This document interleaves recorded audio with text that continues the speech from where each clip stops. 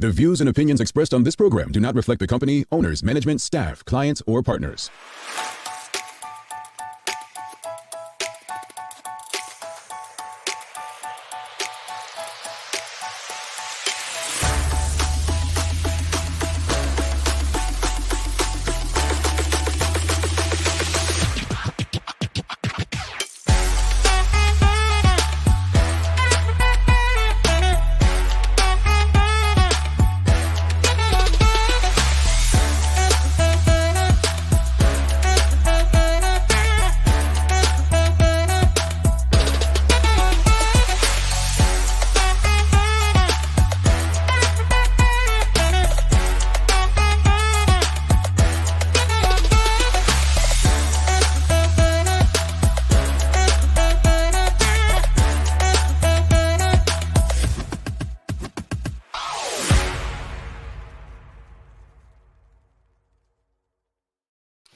It's Monday, the 5th day of June, 2023. Welcome to Bermuda's Daily Talk Show. It's the Daily Hour brought to you by the BAC Group of Companies, Medicals, and Lindos. I'm Jamal Hartman. She's Sancha Durham, and Maya Palacio will be with us in a bit to bring you the latest in her news break brought to you by People's Pharmacy. Good morning, Sister Sancha. How are you?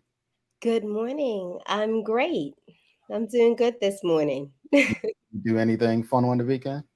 It was one of the first weekends where I did not have to go down the track to officially race with my son Maddox, but somehow we still ended up there.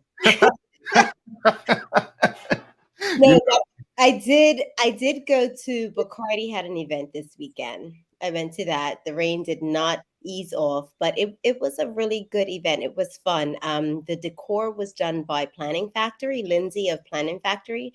It was amazing. You know, if I said it was amazing, I was very much so impressed. Lindsay who?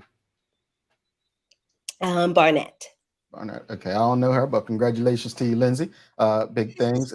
Honestly, a compliment from Sancho on that's pretty big now. Yeah, one of the things they did, which I thought was really cool, always on things that wow me. So all of the flowers that they used, which was a ton of them, it was called In Bloom, gave every single female a bouquet of flowers to take home. Like that was your favor. Isn't that so cool? I guess. Okay. I'm a guy. I still don't understand flowers. I just guess I'm just gonna buy them. Looking at them, and I'm like, they're so pretty. Santa loves flowers, everybody. All right. Santa, I told you what I did on Friday. No, you didn't. What did you do on Friday? Am I forgetting? Didn't I? It was all secret, but yes, you did. You did, and I'm happy that happened for you. Yeah. And I don't, folks. I understand, our privilege and so on, but self-care is so important. I did something this morning, no lie. I did something that I've never done just to really see how different I'll feel afterwards. So I turned my music off during my jog just to hear the birds chirping and like just nature and just to see how different I'll feel. And I'll be honest with you. I don't know if it's a mental thing or if it was real, but I just felt so much lighter. And the reason I did that is because the massage therapist on Friday basically said to me, "Oh, I'm going to turn the music up so you can really relax. The music you play in the spa or whatever." And I was just like, I wonder if I should try that on my jog or just listen to the natural elements out there. And again, it could be mental, it could be nothing, but I just felt like it was more relaxing of a exercise this morning. I'm kind of half. So when I go for a run, I have one in and one out. And when I get to a point where I feel like things are really serene and I need to take it in, I turn my music off. When I have to give that push, like I am not going to get over this hill unless I have something pushing me, then I turn it on to get me where I need to go. So yeah, I do half and half. I'm gonna try that half and half. I definitely want to try that. For those who do watch, Miami Heat did get a win last night, 1-1 in the NBA playoffs, and of course my Florida Panthers lost the first game in the NHL Stanley Cup Finals, but Game 2 is coming up. Don't worry about that. Good morning to you, Mark Arthur C. Phillips. He says, for the early birds, let's hit the like button. So just hit the like button on YouTube if you're tuned in on YouTube. Tanya Cheeseman, good morning to you as well. She says, good morning, Jamal and Sancha. I hope you had a good weekend. The sun was shining in Bermuda yesterday. Yes, you had welcome sunshine, right, Sancha? Listen, and it was so good to actually get out. I sat at that track in a chair, and Maddox was probably like, "Why isn't my mom getting up?" No, I'm just gonna sit here and enjoy the sun right now. Yeah. It was, and then Jamal, it's pouring rain again. Oh, it's back? It's back. Oh, my. Karen Simmons looks like she had some good weather. She says, good morning, TDH. Great to see you, Sancha and Jamal. It was a great weekend playing pickleball. You go girl relay, and you go girl relay. I normally do You Go Girl. I missed this year. You know how sometimes you just say, listen, my body needs a break, but I will be back next year. I normally do it. What? I've never heard of You Go Girl. Girl. It's a charity event. Okay. It happens on Front Street every year, and you have a team of 3 people kind of do laps up and down. I kind of bully everybody to say I'm going to do the last leg because that means I need to do 1 lap down and 1 lap back. But the first person has to do 3. So, but it's good. It's fun. Everyone dresses up, and it's a great time. Well, glad you got out. And pickleball, as Maya said, is picking up. Very popular here.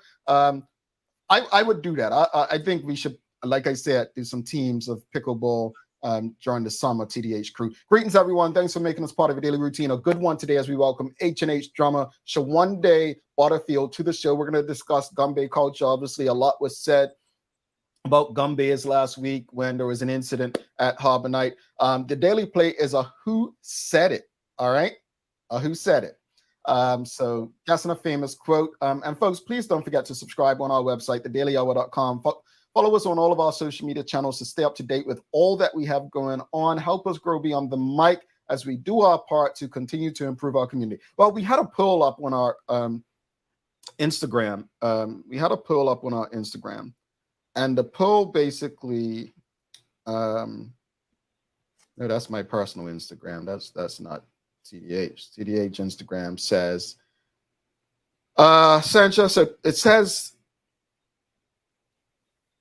should the government spend an additional 28 million? Now, this is based on the Royal Gazette, per the Royal Gazette, Colonel Burt saying that it was estimated another 28 million plus was needed to complete the work at the, what's that hotel? The hotel up there. Bermudiana up on South Shore, right? So should the government, and let's just see the results. So the results so far, we have 66% of respondents said no. Another 23% said unsure. And only 11% have said yes. Very interesting. So that's part of the question today, right? The question of the morning is, and I'll just read it. So there were some challenges on Saturday, I believe, at the airport. So flights bound for Bermuda diverted and delayed. But under that story was a very interesting comment that caught the attention of many in Bermuda throughout social media. And you've probably received it through WhatsApp or whatnot. So I'm just going to read it here. So someone named European wrote, such a mess Bermuda is in. My friends were there a couple of weeks ago for 7 days. They said never again. They were not impressed at all. As a matter of fact, they were shocked at how shabby and unkept the island was. And the prices, they say, were mind-blowing. Very bad for Bermuda, outrageous room rates for mediocre service. They rented an electric vehicle for 3 days and were terrified at how bad the road conditions are. Simply terrible. Sounds like Donald Trump wrote this. Very dangerous roads. Please do better, Bermuda. Your reputation as a world-class destination is very misleading. Beaches with inadequate toilet facilities. Yeah, Maya reported on this last year. The whole story you can look up on Media Maya. Unreliable bus service. I'm sure she's done a story on that. Costly, torturous taxi service. Well, we've spoken about the taxi service and government issues. Getting a taxi after 10 p.m. is nearly impossible. That's been in, whatever. And what is the problem, Bermuda, the person asks? there are far better tourist destinations to choose from for a better price. Aruba makes Bermuda look silly. End quote. So that's what someone wrote on the site. And the question of the morning is, what can we learn from critical feedback of Bermuda's tourism product? Like, what can we learn from this? Sancha, let me just say this much. I don't want to focus on the message, the messenger, because personally, I feel like a Bermudian wrote it, right? I was gonna say we can't discuss it without giving the messenger a few lines. Well, I think a I think Bermudian. that's important. I think a Bermudian wrote it. I think it came probably from a disgruntled Bermudian. I don't think that's neither here or there, for the simple fact that every last one of us know that we can't dispute anything in that thing, probably besides the Aruba part. Yeah, okay. So let me say that. I am going to touch upon it just briefly. I think that all in all, yeah, it's a lot that was said in that message. Mm-hmm. And we admittedly we have work to do. Mm-hmm. But I also want to put us in a space whereas as soon as you're sent a message or forward, or we all tend to jump on it, but not looking at the source. Jamal, I've said a few times that I didn't have the best time in Tulum, but I'm sure you're not on social media writing to Tulum and telling them all my problems, right? So you're not. You better not be. So I also feel that sometimes we need to think about where the source is, where it lies, what is their agenda within this. Mm-hmm. And I know I sound like one of those people where it's like, I could talk about my country, but you can. I know I sound like that, but We are well like that. yeah, rewind a little bit. I've taken a deep breath. I don't feel like it's a great source. I don't know why you are on there, bashing. How do you know we're not as good as Aruba? You haven't even been here. But Sancha, that's where I disagree with It's you. an opinion. I would disagree simply because people bitch and moan about me daily. And when they bitch and moan, I'm fine with that. But dispute what I'm saying. If you remove me, the person, and you listen to what I'm saying, and I think that we do ourselves a disservice when we focus so much on the messenger. I think literally, I don't dispute it. I really do believe it was done by a Bermudian, right? Mm-hmm. I do, but I just feel like we need to address what's in there because every last one of us has talked about it. You've spoken about it. Maya's done stories on almost everything. She can correct me if I'm wrong, but I swear she's done a story on at least 3 or 4 things in that thing. Yes, right? And I agree. So I just feel like, looking at that, right? I don't disagree with Sancha. Let me be clear. I've already said my piece on that. I don't disagree. I think, the source is kind of like suspect. Yes, it is. But the information in it, I just do feel like I wouldn't be mad at it. No, I'm not mad at the information. Our road, as I said yesterday when we were talking about this briefly, our roads are bad, and now due to all this rain, it's horrible. Yeah. But what I had said yesterday was, let's see. Like, it was a bright and sunny day yesterday. I'm sure no one worked on a Sunday, but the very first bright and sunny day, I feel like they need to be out there in the trenches and at least fixing that. I hope that happens. Now, if that does not happen, then, well, we know we have a problem, but it's even worse than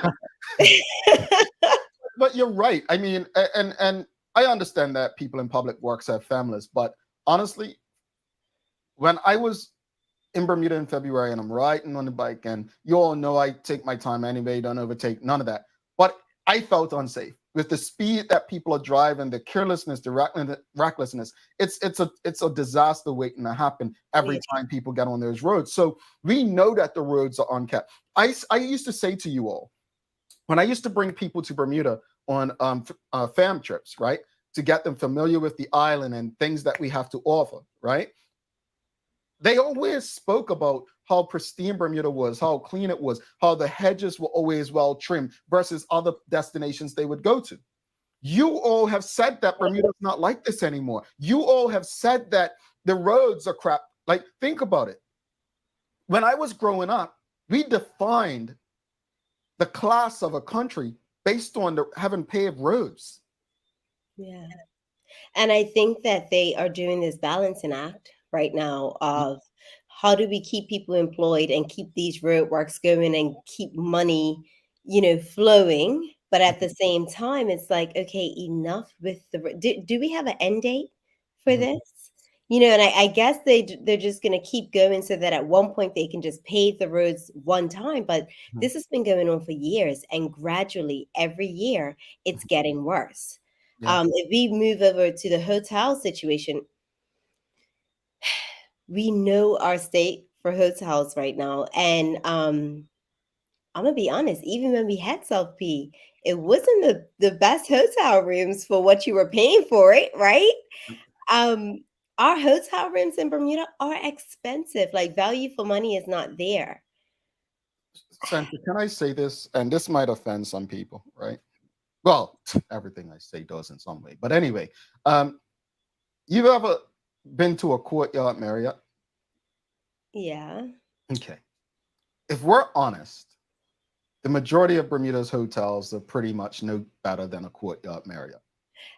I was just gonna say it's not my go-to. It's not most people's go-to, but I just think level-wise, I think if we're honest. So the difference is Courtyard Marriott's not going to charge you $300-400 plus a night. Because they know what they are. Yeah. Bingo, Sancha. They know who and what they are. So, folks, I appreciate feedback like this. I do. Like, I appreciate feedback that makes us think, that gives us things. And I want to say this. I'm no fan of the Bermuda Tourism Authority for many reasons. But one thing, we can't blame the road conditions on them. We can't blame the price of hotels on them. This is not an actual problem simply for the Bermuda Tourism Authority to get around. They need the help of other stakeholders. But you know what I said to someone this weekend about the BTA? And this is why the BTA just won't be successful under its current state.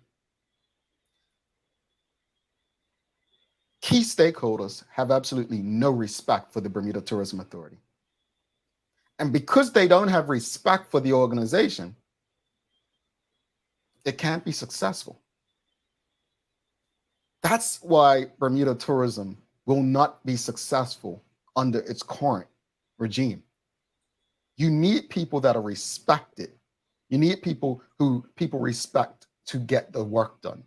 Let's go to the audience, Sancho. What can we learn from critical feedback of Bermuda's tourism product? We've got Michelle White says the source is not really relevant because every point in brackets not sure about Aruba was true.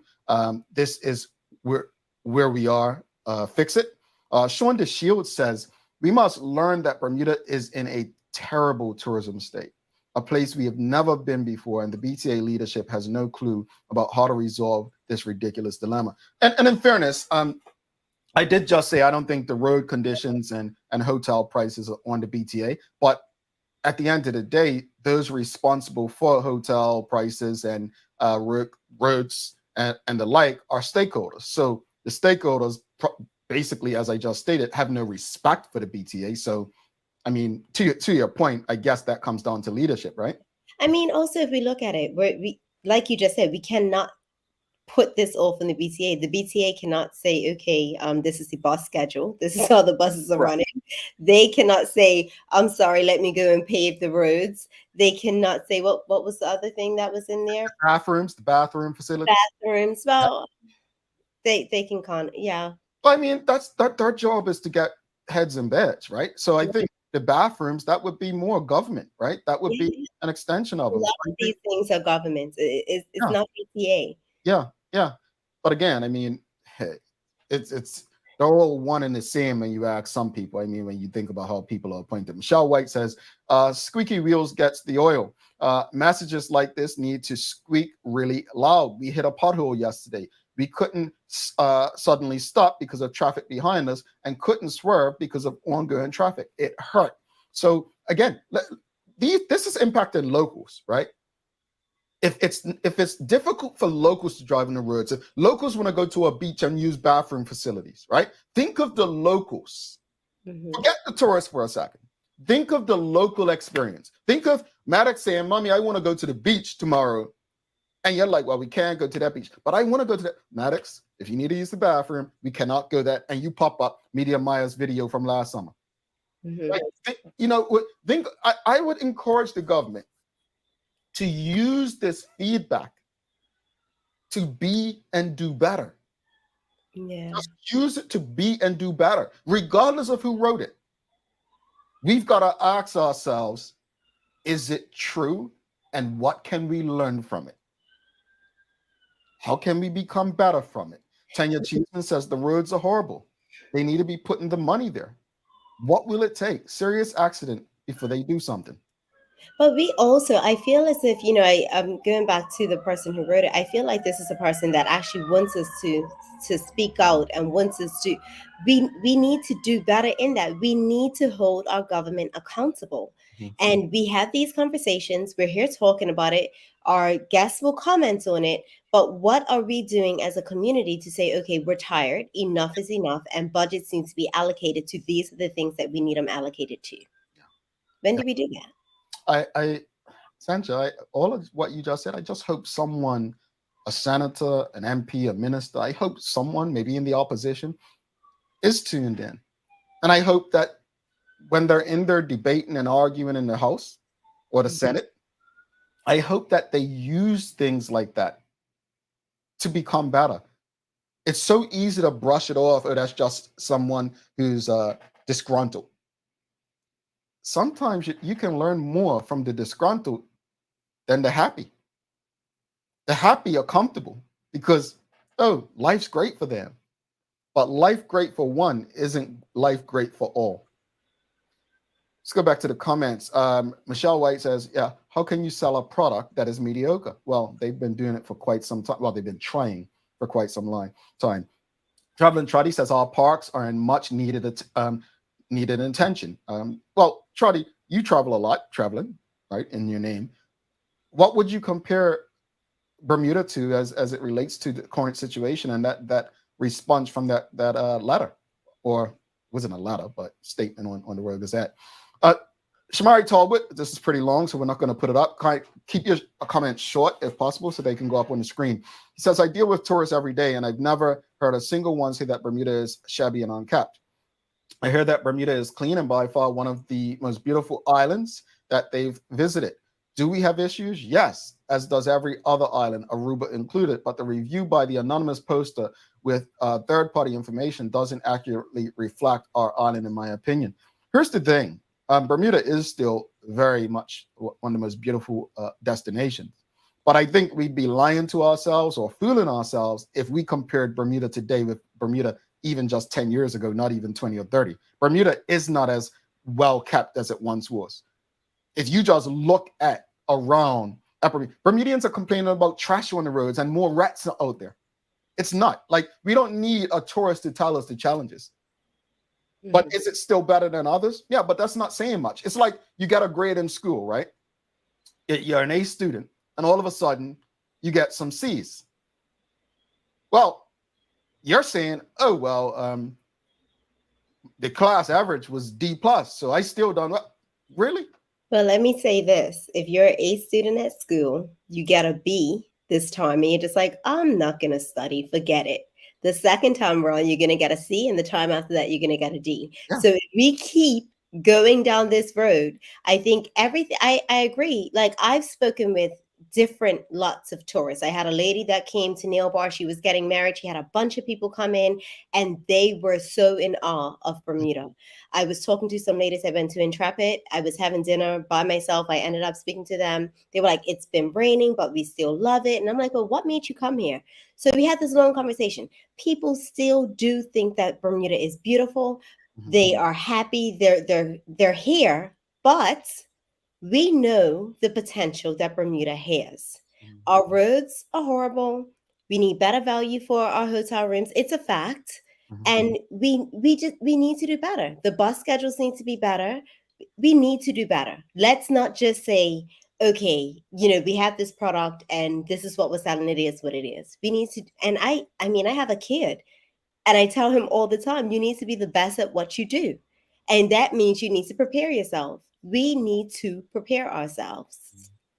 Yeah, I think you said it. And I just want to echo what Sam Cat Place said, and this kind of goes along with what you said. Bermuda can't afford to be arrogant by any means, and I think the way we respond to tourism is kind of arrogant. I think the way we respond to criticism is arrogant, brushing it aside. Like, look, folks, if we believe that Bermuda is better than most other destinations, I'll tell you what, that's going to lead to greater failure than we're currently experiencing. You must have your own standards. You must raise your standards. Traveling Charlie, let's go bring Maya. We've got to bring Maya in a second, but Traveling Charlie says, how many tourists have similar experiences but not comment and just not return, right? Charles H. Jefferson II says, the state of the roads makes me very concerned for our visitors who are on bikes or even electric vehicles. Sean DeShield says, the terrible roads, poor beach bathroom conditions, and inadequate bus services are classic examples of our political leaders not listening and or doing their jobs but still being paid. Yep, I think I would agree there. Shika Reyna says, Bermuda is nothing like it was 20 years ago. Buses used to come every 15 minutes. Hotels had 80 to 90% turnover every few days. It's difficult to recommend BDA right now. And trash used to get picked up twice a week, so we didn't have all these rats. Yeah. Folks, you've got to keep your comments short. We do have limits, so if your comments are too long, we are not going to be able to read them. But we're going to bring Maya in for the news break. We have a very important conversation coming up with Showande Butterfield as well. There was a lot of chat last week, and we spoke about it on Friday about the Gombe incident where a Gombe captain, a video was shown of the Gombe captain using his whip, and it hit a bystander who wasn't necessarily a bystander because she actually went into the circle. A lot of people had opinions on this, so we were happy to communicate with Showande and have him on to actually speak a bit more about Gombe culture, because we all have opinions, especially about things we have very little knowledge of. But again, we share our opinions based on what we see and experience. So looking forward to that conversation. But without further ado, let's bring in Maya for the Daily Hour news break. And after that, Showande will be in his house.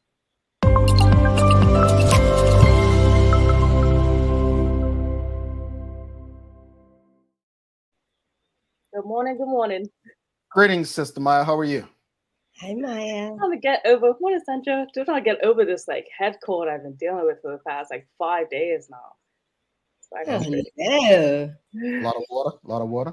So much water, an incredible amount of water, yes. But yeah, it's still very congested up in here. And she's still working for the people. I'm like, Maya, I could do the news. No, I'm got. Like, really, she was like that. So thank you for doing that. But you got take care of yourself. Take some downtime, lady. Come on, Yeah, downtime. Well, I know. Sorry. I know you guys are talking about hospitality industry around tourism and that report from somebody, but I want to bring up, because it's quite short, the news story that I did do with the taxi drivers. And I believe in here, I also asked a couple of tourists that were nearby about the state of the bathroom in Bermuda. So here's the clip. Around here for 50 years around Bermuda, right? They're in terrible shape, right? It needs to be changed totally, especially if you go to this one here at Warwick Long Bay. We can't even take tourists here, right? Absolutely. So something needs to be done. Government knows about it. This is the pink sand beach right here. This beach is the pink sand beach. And I bring people here all the time. And it hurts me to see that this beach, the facilities here has been neglected. I think the beach facilities are really good. I've been thoroughly impressed so far. And what do you feel about the bathroom facilities? Bathroom? I've never had to use it. What's the overall consensus of your tourists though, that you drive around? How do they feel about the tourism of Bermuda and the island? Most tourists love the island, right? We give them great tours, right? But it's only certain places that we can do a bathroom stop at, which is sad. Wow. And I'm glad we're hearing it from them. It seemed like, again, we had someone dealing with tourists regularly who said that they've never heard a bad thing. But what can we learn from stuff like that, Maya? Honestly, the only thing we could really learn to do is to, in my opinion, continue writing to our governments or our constituency MPs to act what is being done about the situation, just to get continuous updates so it stays at the forefront of the changes that need to be made. Indeed, indeed. All right, what you got in the news for us? Well, starting off this news this morning, outgoing Commandant Sandra Beach was thanked for her 28 years of voluntary service, having joined the Bermuda Reserve Police on the 8th of July 1995. The last 7 years she served as Commandant. Mrs. Beach had the distinction of being the first female officer to lead the BRP. Mrs. Beach gave the speech thanking her colleagues for their support during the time as Commandant, and on her speech on June 1st, she also saw the new Commandant of Bermuda Police Reserve, Ron Mitchell Davis, is the photo you see there, as he is now sworn in by the Commissioner of the Bermuda Police Service as they switch roles as Mrs. Beach has left. Congratulations to both. And meanwhile, the Minister of Public Works, the Honorable David Birch, spoke in the House of Assembly last Friday about the grand opening of the St. George's Marina facility on Ordnance Island, which the minister says provides a haven for numerous super yacht class vehicles, which are larger than standard yachts and are typically serviced by highly skilled, highly paid crew members, he says. He went on to discuss the legislation that was updated to make the travel easier for these large vessels as well, and shared the financial figures of the new marina. So I'm going to play a quick video for you here. Mr. Speaker, I presented to this Honorable House a statement on May 6, 2022, detailing some of the issues in which we encountered during this project, mainly the sharp increase in the associated costs, first estimated at $2.2 million, with a completion date of June 2022. However, attributed to the pandemic, supply chain issues, and material cost increases, the total cost rose to $4.12 million. Whilst this was not ideal, Mr. Speaker, we are steadfast in the belief that this investment was necessary, as the now open marina will have major positive macroeconomic impacts to the former capital and the whole island for decades to come. I have my concern, but go ahead. Yep. Just another peek into some of the talks and conversation that we're talking about today. I know you guys talked about the Bermudiana resorts and the figures on that this morning, so I'll skip through that news.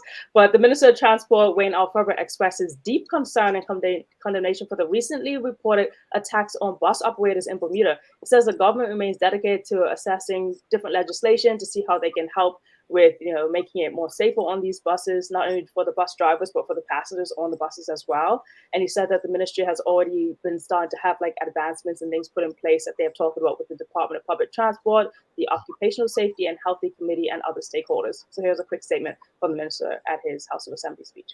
Frontline public transportation workers are often the first point of contact for visitors to our island and are ambassadors for Bermuda's hospitality and culture. They provide a friendly and welcoming service, helping to create a positive and memorable experience for our visitors. They also play a crucial role in reducing traffic congestion and promoting sustainable transportation, which is essential for our island environment and economic sustainability. Without those on the front line of the public transportation industry, Bermuda's transportation system would not function effectively, and we would all be worse off for it. Mr. Speaker, we are taking immediate steps to address this issue and prevent any further attacks on transportation officers.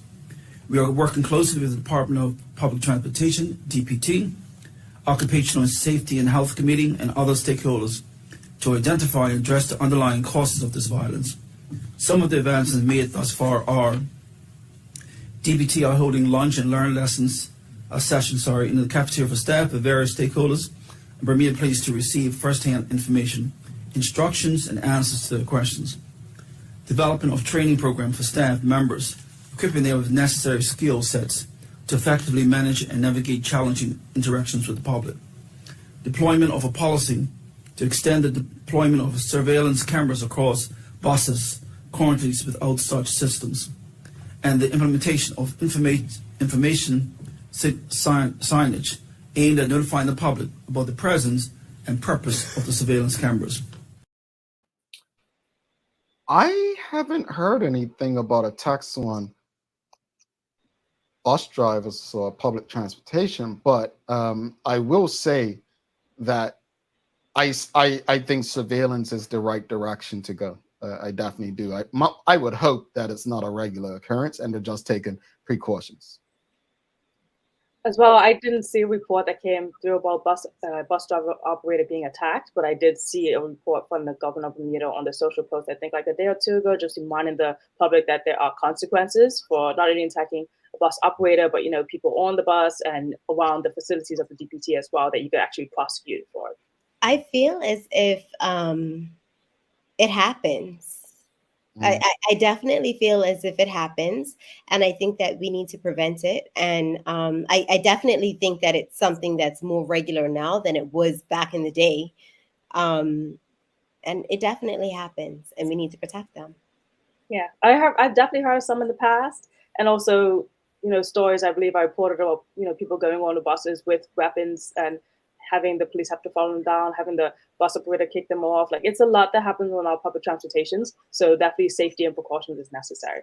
Closing out the news as we bring in our guests, coming from the Gazette, I think everyone may have heard of this over the past weekend. At least 13 flights from 6 airlines were diverted, delayed, or canceled owing to inclement weather on Saturday, leaving hundreds back where they stayed and scores stuck in Bermuda, including at least one person waiting for a medevac actually out to the United States. On Saturday, a spokesperson from Skyport told the World Gazette today's inclement weather and poor visibility conditions have resulted in visible travels falling below the minimum requirement for landing at the Alafwade International Airports.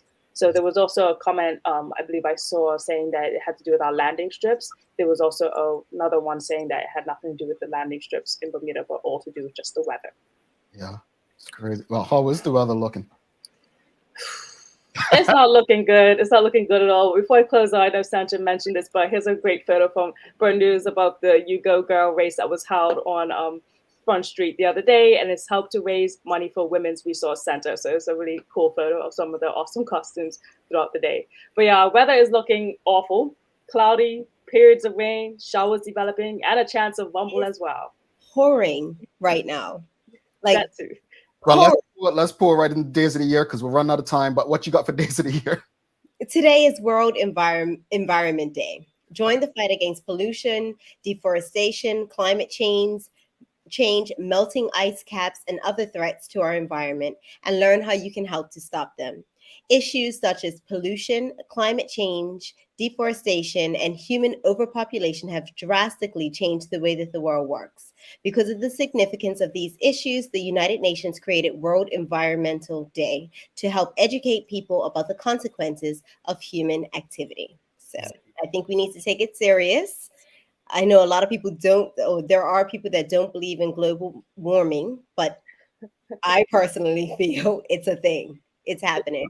It's a thing. It's scientifically proven. It's not like a belief system. Even in Bermuda, the tides, when the tides come up, where the tides are now compared to where they used to be, it's crazy. I'm going to have to bring that up in my next Black Republican meeting. But anyway, apparently the Republicans don't believe that, but I'm joking, folks. But real quickly, so remember when we were young, Sandra, because I think it was a law by the time Maya came around, but there was a law that was changed when we were young. Remember, people used to be able to burn their trash, and I remember like how bad that was. One of the best laws as a child that I don't think we think of is like putting into law that people can no longer burn their trash. I'm not sure, Jamal, that people know that it's against the law to burn their trash. Yes, people still do it, and every time I see it, I'm just like, no one's going to get, like, no authority figure is going to go and ask them because it's illegal. Call me a snitch or telltale, whatever you want, report them. I think that was on the best law because, again, we were burning just every and anything, and you don't know what the fumes from these things could do. So, Maya, feel better, please. Have a wonderful day. I know you got to run. We'll talk to you later. All right, folks, do not go anywhere. We've got Showande Butterfield coming up. We're talking about the Gombe culture. This is an important conversation because, again, a lot of us love Gombeys, but how many of us truly understand the Gombe cultural traditions? We're going to talk more about this when we come back after this short break. Stick with us.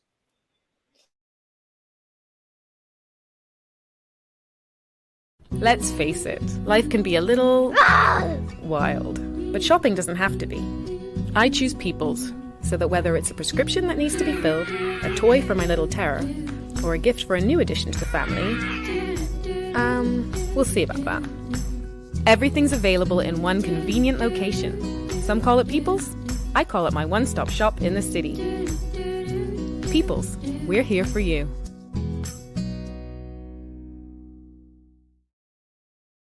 Welcome to the new bulk store, Lindo's Next Level.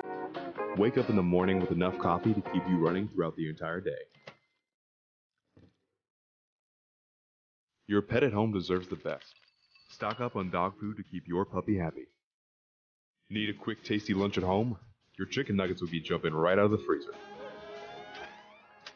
What's a movie night without popcorn? You can never have too much.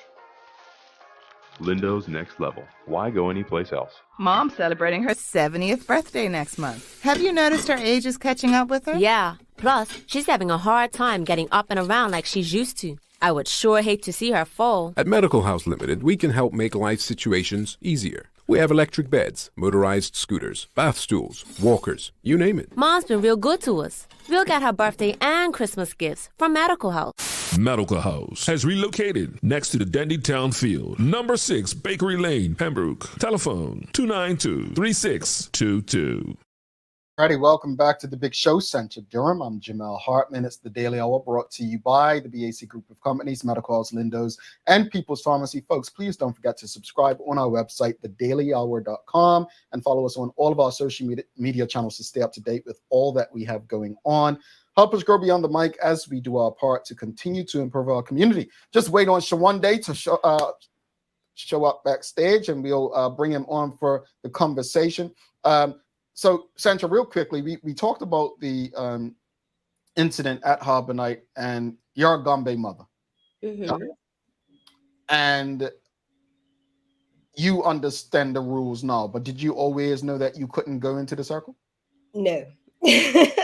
So the very first time, Maddox's first time, my son Maddox, his first time dancing was last year, May 24th, right? Mm-hmm. And we had a meeting before. Mm-hmm. And it was like the day before. Mm-hmm. And it was said, new mamas, stay out of the line. If you get in the way of our line, you will get whipped. Mm. And so here I am. I'm just like, they can't be serious. I'm like, it's no way they can be serious. Oh. Now we're walking on Front Street, and I remember we get down by the docks, mm-hmm. and luckily, one of the captains, I guess, he felt for me, like, okay, this girl's obsessed with her kid. Stand by, please. Camera on. Stand by. Go ahead, Sanch. I remember him coming over and saying, like, if you don't get out of my line, you're gonna get whipped.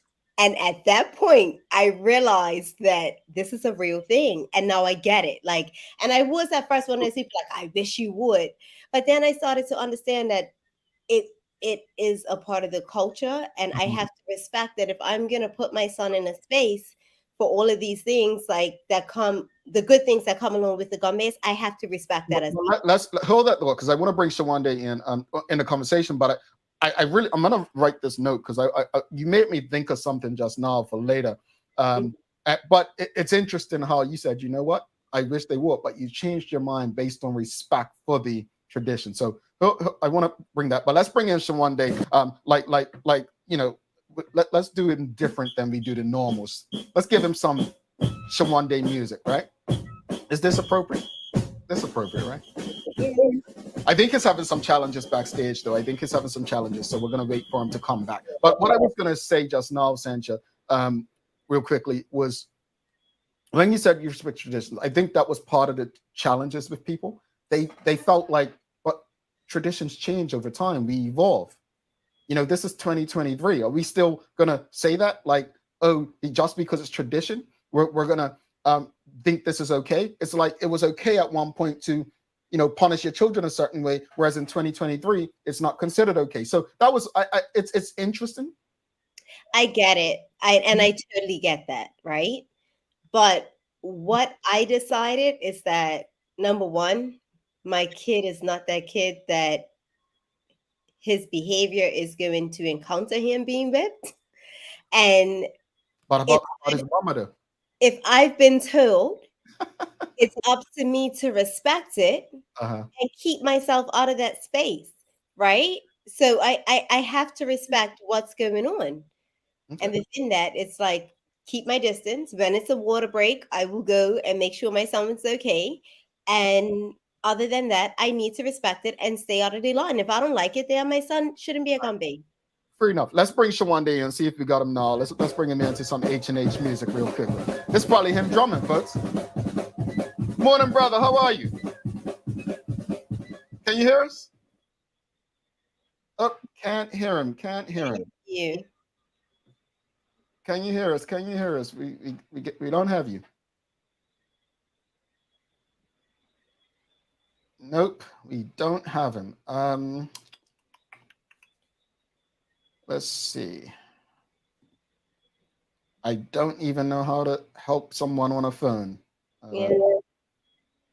I would say to sign out of the studio and then come back in and try that.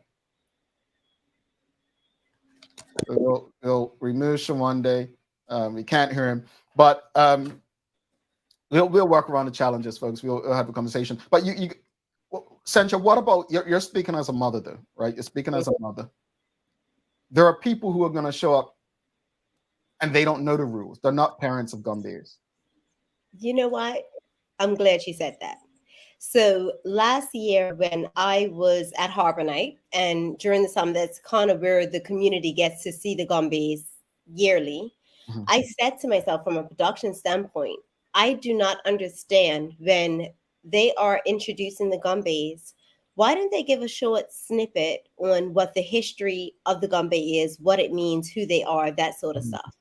Because I do feel as if our tourists come to Bermuda and they're dancing with our Gombeys, but do they really know the full history of what's going on? They don't, right? And then certain things happen and we get upset. And I think we have a responsibility. Let's try. I'm so sorry. I just want to try to get him in if we can't. Showande, can you hear us? Perfect. I can hear you now. Okay, perfect. Sancha, I just want Sancha to finish her thought because she was speaking about, tourists, making sure that the tourists have an idea who you are. Sancha, just finish your thought because it was really going somewhere. Yeah, I think it's up to, I guess at this point, whoever puts on Harbor Night. I think that every single Gombey group, not just this is H&H or this is Gombey Warriors or this is, I think that there is a responsibility to say this is our Gombeys, and as uncomfortable as it may make people feel, who we are, where we came from, and so we get it. And then you should be asked, like, please do not come into the circle and dance unless you were invited. And let's get right into it. And that's a fair point, Sancha, because we always say ignorance is no excuse to disobey the law, but I think this is a bit different in some respects. But Showande, just share with the audience, for those who may forget or not know, what your experience is in Gombeys, as a culture. Okay, first off, good morning to everybody. Good morning to the listeners. Good morning, Jamal. Good morning, Sancha. Thank you for having me back on the show again. I have been dancing Gombe since I was 3 years old, and what we saw displayed in that video, it's nothing different from when I was growing up. Have I been whipped before? Yes, I have. The first time I ever got whipped, I remember exactly where it was. It was New Year's, and we was performing in St. George's. And I wasn't paying attention. I got whipped. I ran out of the line to my mother. And I thought that, she was going to have my back. But in all natural fact, she told me to go back in line and I better pay attention. Now, that was a make or break moment for me right there, because I'm like, okay, this is what happens? Like, I know the captain always used to tell us, you don't pay attention, this whip just ain't for show. And, to not get that sympathy from my mother, she was actually on the same page with my captain. And she knew that at the end of the day, if I'm coming to her because I got whipped, then, I wasn't paying attention. I was doing something that I wasn't supposed to do. So, I know it hurt my mother inside to actually see me upset, crying, because I was crying. That hurts. But it was the discipline of it. Did I get whipped again after that? Yes, I did. Twice. I'm been whipped 3 times in my whole life. And it's not a good feeling. But it was a lesson learned every single time. You know, I have had a conversation with the young man that was in that video. And you know, him and I had a nice long conversation. And when we talk about the culture, you know, all that is a part of the culture. We all need to understand that, you know, where Gombe's come from and what we enact and the legacy and the culture that we carry on, all that comes a part, all that is a part of it. You know, when Gombe's are performing, when we go around in that circle, and when, you know, that captain blows that whistle and everybody is where they are, and that line's lined up or it's in a circle, you know, that is us, that is our zone, our zone. You know, people know not to get involved when the Gombe's are about to perform like that. When we chug along in the road, during the road, you know, that's different. You know, people could intervene. You got people coming down the road, walking beside you. Here you go with something to drink, or you know. But when we stop to perform, that is when you have to take a back seat. So let me ask this. Do you think that there could have been a warning to her? Like, hey, this Yes. has happened. She did get that warning. She got that warning 4 times. She had got that warning. This individual, she got the warning for maybe 3 to 5 minutes after they even kicked off to start. So when they was performing, what you saw was an act of, okay, you have been warned already, and you know that this is a no-no. And to be honest, that individual who we saw that whipped, her grandson, I believe it is, actually dances Gombe's. So you know, it's that teachable moment again now. So I expressed that teachable moment for me when I was a kid, and you know, it's no different when we sit here and we talk about the people who are looking in, our audience. You know, as a captain, that's a hard role. That's a big role to fulfill, because at the end of the day, you have to. Go ahead, Jamal. Yeah, just speak to us. You mentioned that. What is the role of a Gombe captain? Yeah, so you know, that role of the captain is like a captain to a ship.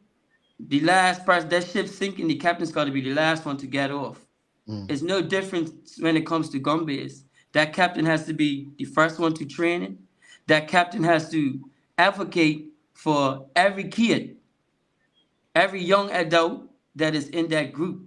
Anything happens to that kid. Now, let's say, for example, if that situation went a little different, it could have been that a female or male, someone could have came in, like how we saw that woman come in, and let's say she was overexcited and she ran up on a little kid and startled him and frightened him, because that's what does happen.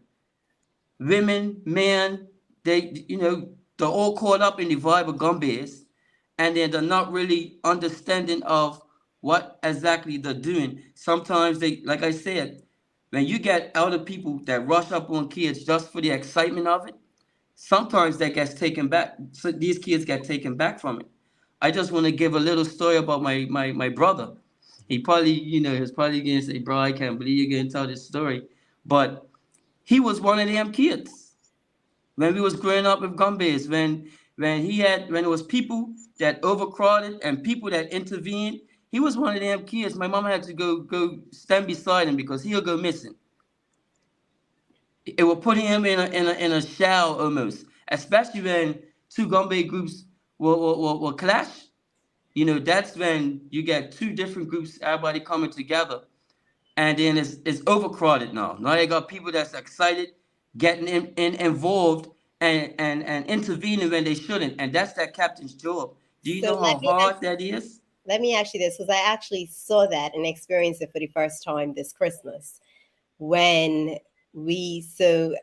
as everyone knows, my son Maddox is a dancer for H&H, and we were coming through Carbon Avenue, and it was that situation where, and I saw it, the captains kind of separated the little ones, moved them forward, removed them from the altercation that could have took place.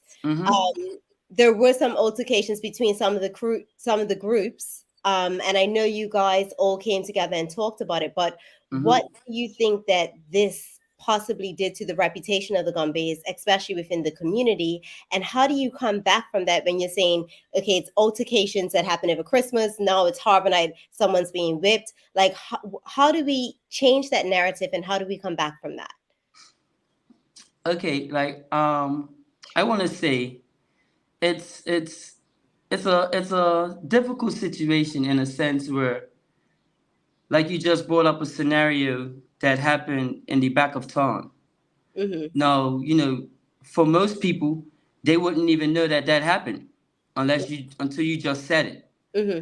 Here it is now, someone gets whipped at Harbor Night, whereas on Front Street, whereas the tourist attraction where, people who are around, they love to see Gombeys, but they don't really understand, that getting whipped comes with Gombeys. So when they see things like that, it becomes almost an eyesore. And, when it comes to Gombeys, that one Gombe group doing that, it affects all of us as Gombeys. Because when one group does good, some people doesn't know the difference. And tourists come to Bermuda, they don't know the difference between H&H, Places, Warwick, Evolution, SMS, Gombe Warriors. They don't know the difference. They just see Gombeys. So, for some people, it probably did scar them to see that. But we also need to understand that, this is a part of the culture, and this is what it comes with. And like I was getting at, let's say the situation could have been a little worse, whereas a kid got injured, and then we would be sitting here saying, well, where's this kid's protection? So here it is now that you see that first line of protection right there. And, unfortunately, it had to, be a woman that got whipped, who is actually somebody's granny, somebody's mother. But to be in all honest, I've seen that young man, that same young man who whipped that individual. I've seen that same young man's mother get whipped right in front of him because she was doing almost the exact same thing. It's times when you could come in and pick up money, and it's times when you have to leave that money down and let the Gombeys perform. And you know that. And if you don't know that, this is what comes with it. No, we have a money picker, and I could guarantee you that he and she knows the right times that they could go in there and actually pick up the money. No, anytime have I ever seen them get whipped before? Yes, I have, but not to that severe extent of it, what you saw in that video. But yes, they have. So to change the narrative of it, essentially what you're just asking, how can we do things a little different? I don't think we can really do too much different. I think, she got warned 1, 2, 3, 4 times. She even had 2 of her family members intervene to, pull her back as well. And, it still happened. What we could probably do different going forward is have people in place for things like this so that it kind of relieves the captain of, I don't want to say of that duty, because that's the captain's rule, and that comes with Gombeys. But if you can avoid it to a certain point. If people are educated and they know about it, then we can avoid it. But that's what I was getting at. Maybe we could have people in place within the group that follow the group that, when they see things like this happen, they could be the ones to intervene, as opposed to, letting the captain, that should be the very last resort. But I If, think if you get what I'm saying. but I think I know where Sancho's going regarding education. I think what you're saying is after the fact. I think, you know, as Sancho shares with us all the time, she's always sharing it. Most likely not just with the TDH group, but you yourself out there educating young people about Gombeys all the time, right? I think one of the things that's being lost in all this is the people love the Gombeys, they just lack education as to everything you probably said this morning. So I think education is probably more important than putting people in place. So you know, you're out in the schools, like you're teaching people. We've had people in the audience put a bunch of suggestions this morning. We've got Anthony Pete saying potentially a card can be developed, handed to visitors, moms, parents, guardians, can carry signage that provides a brief statement. Charles H. Jefferson II, Sancho, it's a missed opportunity to educate visitors and locals about their history, what they're doing. I think education, I really truly believe that, you know, as Sancho mentioned, the person on the mic introducing needs to explain to people. I agree. Once people are educated, but speak to the work, and Sancho, you can take it from here about what you're doing. So, I mean, I've been watching over the past year, and I can say that you have been truly committed to educating the community and on the culture. And you've been visiting schools, talking about Gombeys. You came to Maddox's school, and we had a blast. Why is teaching the young people about the Gombe culture so important? Well, that's a very good question. You know, it prevents situations like what we're talking about now. Yep. You know, if we educate them from kids and from young as they grow, they'll be the ones to educate as well for the young ones that are coming after them. You know, and like Jamel said, you know, education is definitely the key for this, and it will avoid situations like this. And you know, someone had to teach me. So it would be very unfair for me to have this knowledge and to know the things that I know and have been through the things that I have been through when it comes to Gombeys and not share it and not teach it or not pass it on.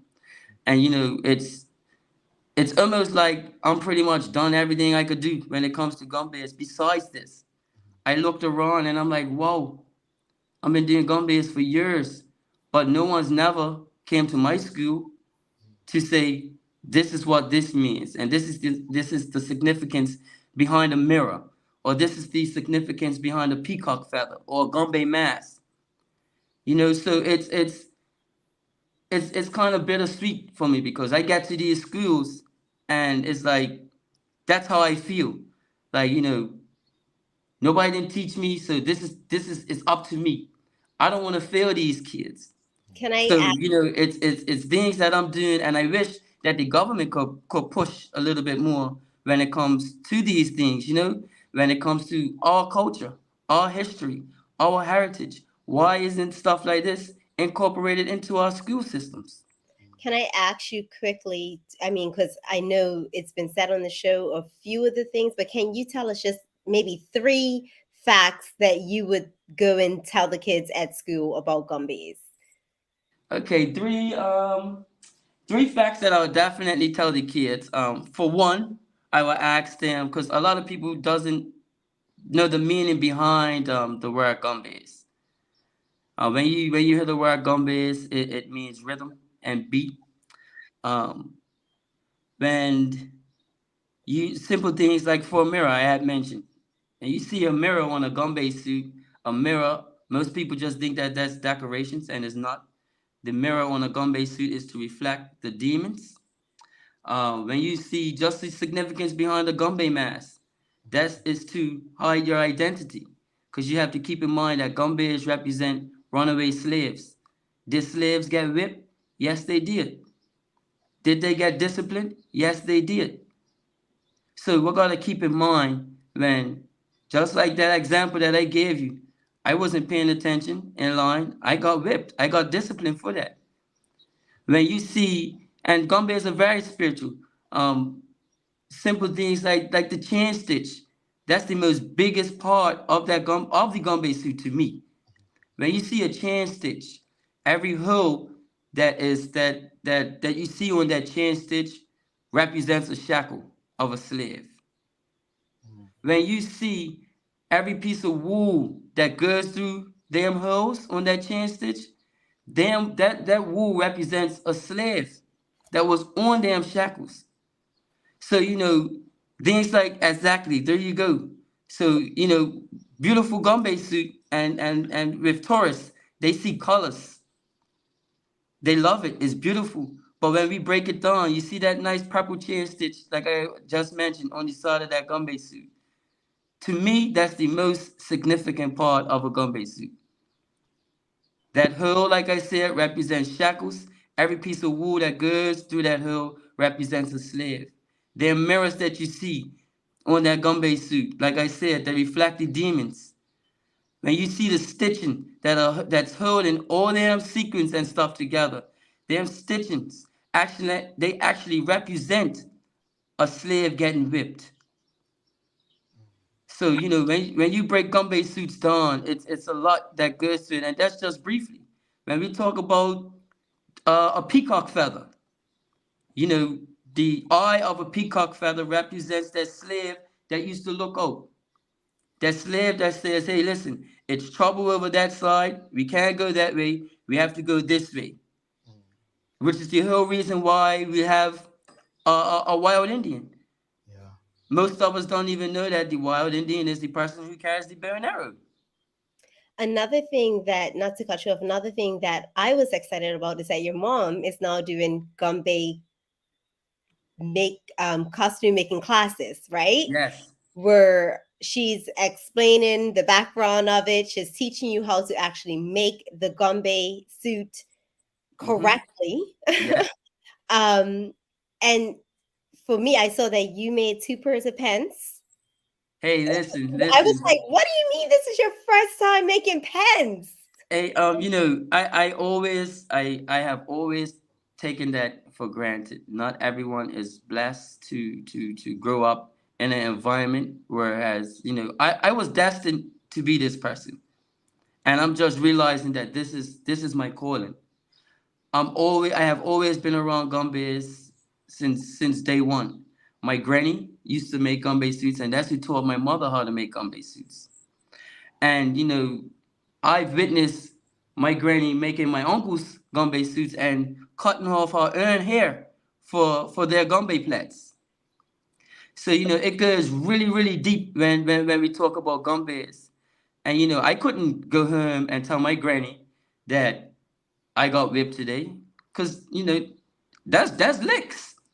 So I'll get whipped from my Gombe captain, and then I'll get in trouble from my nana or my mama for not paying attention. So to grow up in that environment and to see what my mother is doing now, like it was destined for her to do that as well too. A 12-week class she has, and it's split up in 6 weeks. The first 6 weeks you will learn how to make a Gombe cape. The second 6 weeks you will learn how to do the Gombe skirt and the Gombe pants. And rest in peace to Uncle Stickers. He was the most brutal, honest person that I know. And that's Zane's daddy, and that's Zane's daddy and Zanika's daddy. I'm just so glad that I had the privilege to know this man, because he showed, and I was young, but he showed me and guided me through so much when it came to Gombes. And if he was around right now, if we're talking on this topic, he'd be just very brutally honest and say, this is the part of Gombes. If you like it, you like it. If you don't, you don't. But things have changed in a sense. So I was destined to be this person. My mama was destined to be this person. And for Gombes as a culture, I just hope that more of us could jump on board when it comes to things like this. I've always had a confidence in my mother when it comes to things like this. I've always had a confidence in Sean Casey when it comes to Gombes and being Raina. And these are people who do a lot in the background, and they don't get highlighted. So when it comes to them, I just want to take a little moment just to highlight them as well too, because when it comes to this culture, they play a huge part, a very, very, very huge part. So when we sit there and say, you know, how do I do this? It's because, you know, people like them as well too. And then it's like, you know, when I see kids, when I went to Meta School Center, it was like, it was amazing. It was amazing to see how tuned in these kids was. How I bet, you know, no teacher had to say, hey, keep still, pay attention. Because they was just really, really engaged. And Jamal, I do a recap when I go to these schools. I do a recap because I want to see who's learned, who's engaged, and what you're gonna walk away from this presentation with. So when I do recaps, I give out little prizes. We have little tattoos, Gombe tattoos for the kids. They're all excited. And Jamal, they answer all these questions correctly. And Central could testify to it.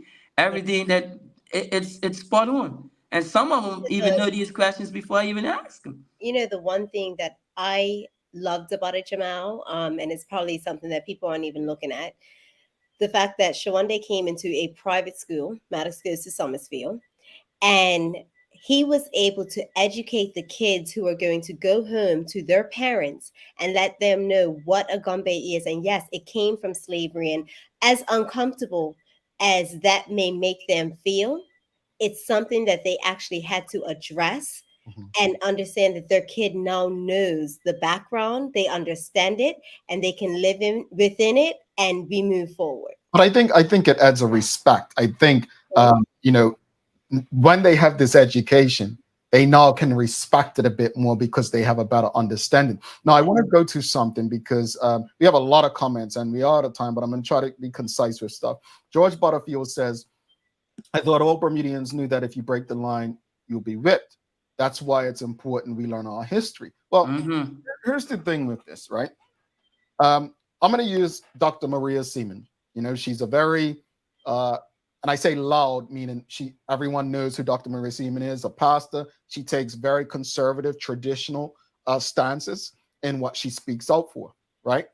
But even Dr. Seaman says, well, we live in such a liberal time period that the way liberalism works is most traditions and cultures need to evolve. As Gombeys, when people tell you, well, you're still practicing something that should have remained back then, right? Like, how does that make the Gombe culture feel? Like, do you think that the Gombeys need to evolve and that whipping should be a thing of the past? Like, what are Gombeys feeling? Or do we feel, no, we have our sacred, to me, Gombeys are sacred, right? Sacred. This is sacred. This is what we do. We don't, and you can go, we don't go to other parts of the world and try to dictate and tell them how to operate and live their lives and change their laws. Well, the United States does that, but you know, you get what I'm saying. Black people don't do. How do we protect our culture in such a liberal time when people are saying that, oh well, we need to evolve. There's no need for that. Well, I'm glad you kind of hit it right on the head, Jamal. You know, it's because it's so sacred. That's what makes it so special. Everybody who is a part of Gombeys should consider themselves very special because not just anybody could dance Gombeys. To answer that question, we just need to educate more. The more we get the word out and the more people understand, I think it'll be a whole lot better. You know, I don't think we should change our ways at all because, you know, this is something, like I said, this is something that's so special. And only us that's a part of Gombeys is able to relive these moments and remind people that this is where we came from. We must always remind people this is where we came from. This is what we stand for. Don't forget that you are strong. You're powerful. Yeah. That is the reminder for all people. Like when it comes to Black people dancing Gombeys, it every time, Jamal, I strap that drum up, it's a sense of relief for me, but it's also what's the word that I'm looking for? it's also big shoes that I still have to feel. It's also a big job that has to be done. Mm. Every time I strap that drum up, I never ever take Gombeys for granted. Mm. My mind is free and I'm focused on my culture, my history. Every time I put on a Gombe, well, I ain't put a Gombe suit on for a long time. But you But can't dance because Central sent a video. It's just like Mike. I didn't know he could dance. Just go ahead. Yeah, he sent us a video last year. But I want to say this, Showande. This is what I get from you, and apparently I don't smile much. But there's always videos going around about yourself on the big drum. Mm-hmm. And the one thing I notice, and I'm not one to notice this stuff, people will tell you I'm oblivious. You do it with a smile on your face, passion in your heart. And I'm just like, wow, this guy loves expressing our culture with people. Mm-hmm. And I appreciate it very much. Sandra, you have one more question, right? Sorry. 1 second. I got caught up. And we're just looking for that Jamal. A big shout out goes to Arnold Bumps. Rest in peace to Arnold Bumps. That was my teacher. Mm. College's papa. Yeah. That's Makai's papa. That was my teacher. Yeah. So it's like even him passing, I just still feel like I owe that much to him. I feel like I owe this to the culture.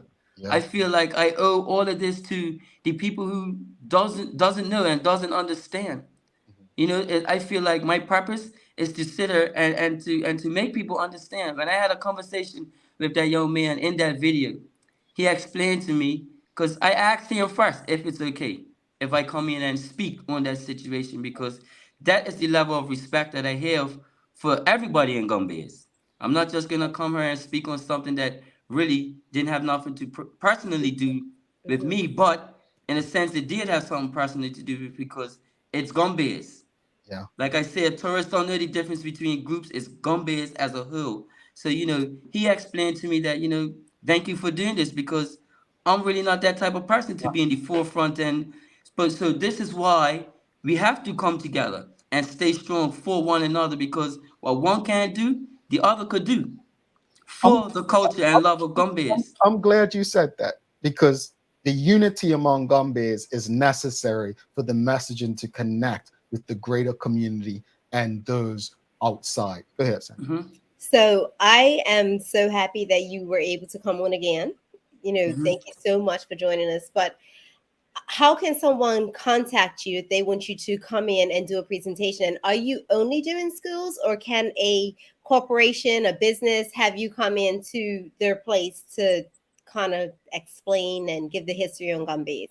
I do have an Instagram page, Educational Gombe's. You can contact me on there. I do have business cards that I will be having shortly. And I am open to all avenues. I just want to give you a quick little rundown. I've been to Soltis, I've been to Walk Academy, I've been to Harrington Sun, I've been to West Pembroke, I've been to Victor Scott, I have been to Summersfield, I have been to East End Primary. It was 2 schools that I could not get to, and if they are listening, or if there's people, parents, that your child goes to these schools, Clearwater Middle School and Francis Patton. Them are 2 schools that we did have to reschedule, and I'm looking to, get back into them schools, because I don't want to let anyone down. But things do happen, and unfortunately, we couldn't get to them 2 schools, but we're gonna get back to them. I also have a big project that's coming up. I don't really want to speak on it too much yet, because there's still a lot of things that are in the makings for it. But I'm open to all avenues. I have been to 2 private, 2 home schools.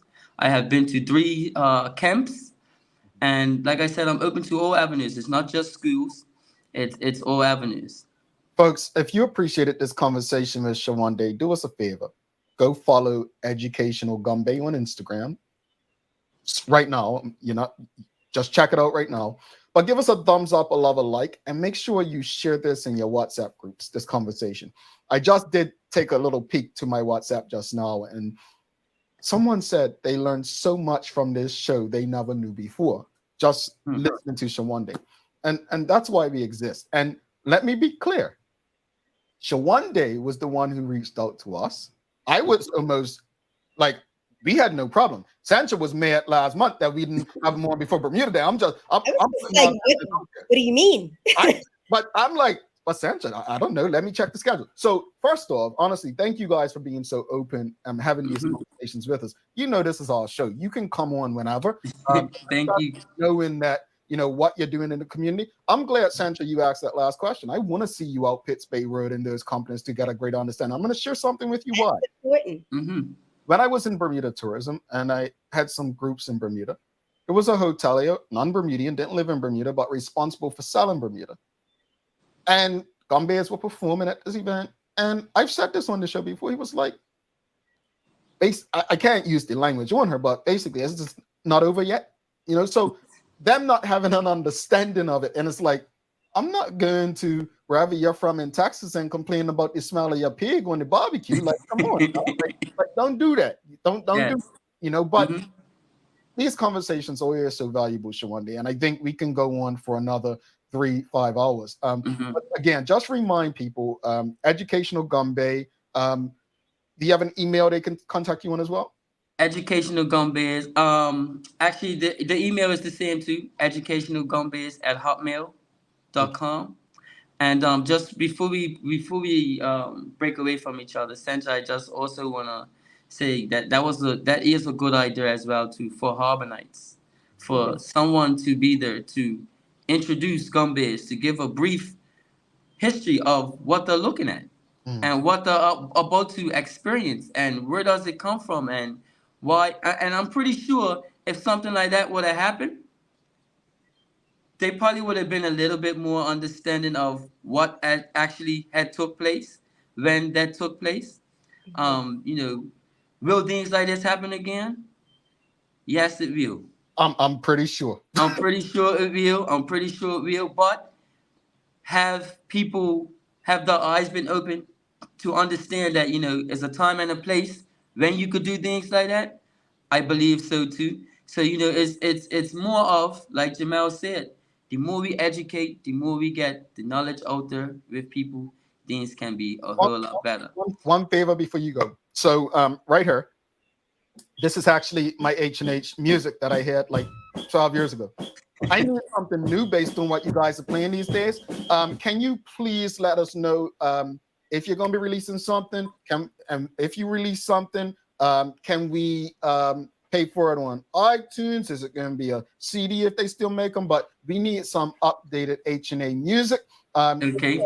He ended our last conversation like this, so we need to get him some music. We did. Okay.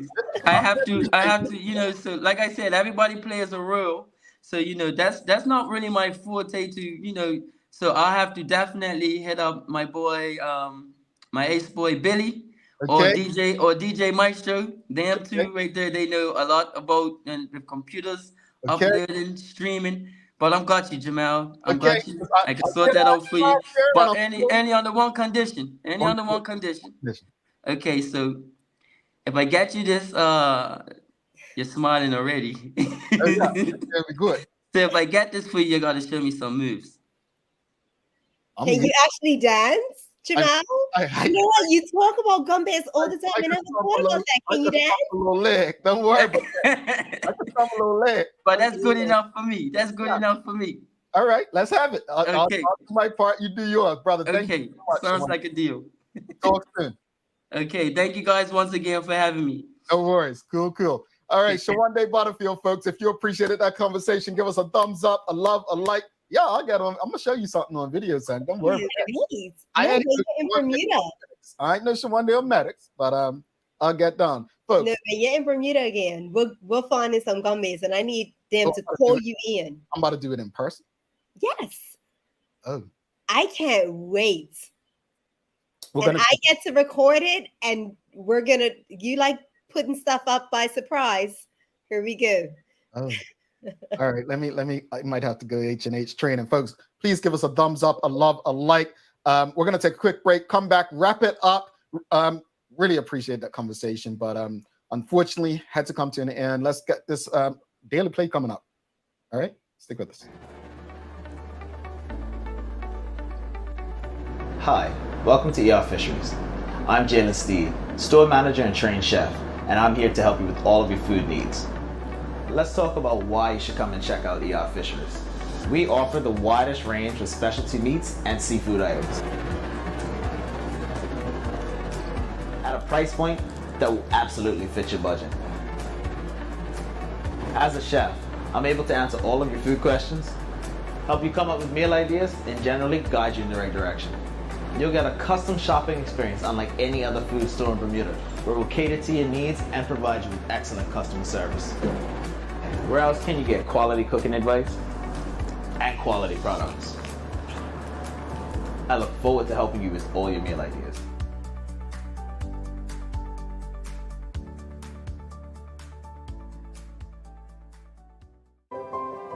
It took 14 days to build your business plan.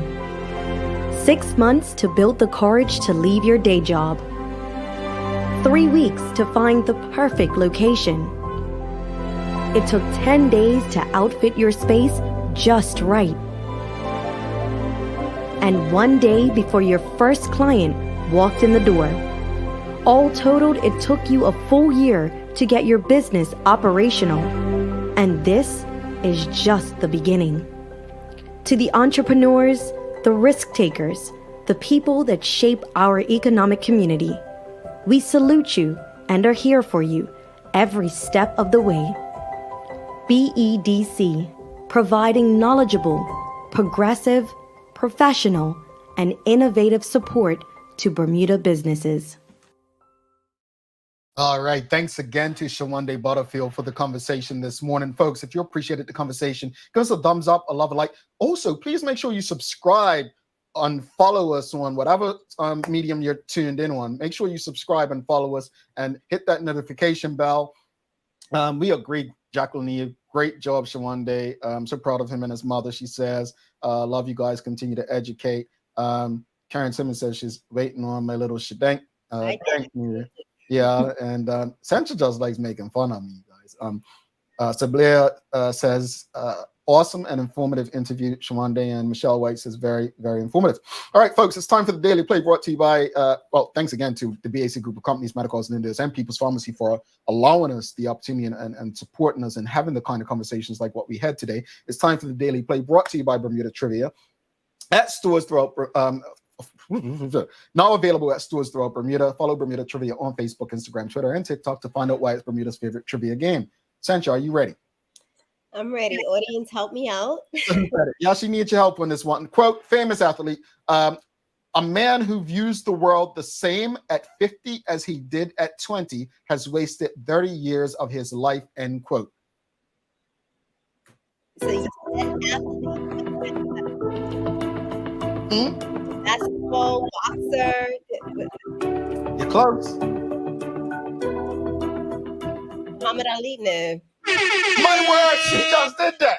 She just did that. Man. She just did that. She just did that. It was wow, they can do Charles and Karen. And I didn't see that. No, we're not up yet, but yeah, Muhammad Ali, he said, a man who views the world the same at 50 as he did at 20 has wasted 30 years of his life. I don't disagree. Sancha, let's wrap it up. Final thoughts on today's show, the earlier conversation about what we can learn from criticism about our tourism product, and then obviously the conversation with Showande. Today has been very informative. So much information packed in to this hour and a half now. I just think that we cannot keep pointing to the BTA to say they need to fix it. People, we need to hold our government accountable for the things that are going on. The roads, the bathrooms, there are so many things. Yes, Bermuda, we are still a beautiful location, but we are not what we used to be. And let's not pretend that we are. And if we keep heading down this road of us thinking that we are everything to the world, it's only going to get worse. So we need to start now and we need to speak up. Showande coming on today. Showande, thank you so much. I can be honest and say that I didn't know a lot about Gombeys. I just knew that when I had this little boy, Maddox, he loved the beat, he wanted to dance, and I took the time to educate myself. And as everyone knows, I am a very strong personality. I stand up for what I believe in, and I can say the Gombeys have humbled me. They have put me in my place, and I truly do believe, and I said it to one of the Gombey captains the other day, like, I was nervous, but I do feel as if I've made a very good decision for my son in putting him in Gombeys. And I love the fact that I'm creating a generation that is going to carry this legacy. Indeed, indeed. As far as the conversation earlier, again, the BTA can't do it alone. They need the help of the stakeholders. Problem is stakeholders just probably don't value them. There needs to be something done that gives, they need to support each other. Comments like that, regardless of who the author is, need to be taken seriously, and taken seriously in terms of responding to them in a way where we can eliminate more comments or people feeling that way. As far as Showande, something he said that really stood out is the schools that he's going to. These are schools that are, at one point probably wouldn't even allow someone like Showande in to discuss this. We are evolving at a, enormous pace. I know people will say, oh, well, I know Gombe is bit, but that's in the past. We should leave that. I think we ought to be very careful of our hypocrisy. And I brought this example up before. When that missionary back in 2019 or 2018 went to that isolated island, and the tribe on the island, he went there to save them and to bring them to Jesus. And people of all colors and beliefs were saying, well, he shouldn't have went there. So why was it a problem for him to go there and put his beliefs on others, but we're okay doing it over in the West? Check our hypocrisy at the door. As far as I'm concerned, if you can't respect the rules, then stay away. And if you know the rules and disrespect them, then there's consequences. I'm not one to say that, this person was right for doing that. Do I think that traditions should evolve? Yeah. But what does evolving look like? We can't lose our identity, our sense of self, just because everything around us is changing, and maybe changing in a way that isn't always in our best interest. Thanks again to Showande. Sanchi, you've got some daily inspiration for us? I do. Our daily inspiration is brought to you by ER Fisheries. Just don't give up trying to do what you really want to do. Where there is love and inspiration, I don't think you can go wrong. And that's by Ella Fitzgerald. Like that. You guys come up with some really fancy stuff. Where you get this stuff from?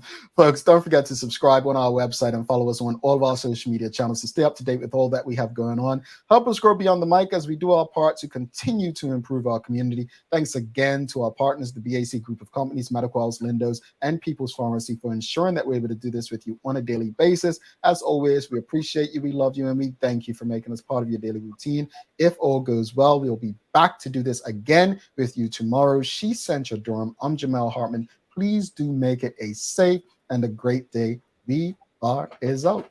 Peace.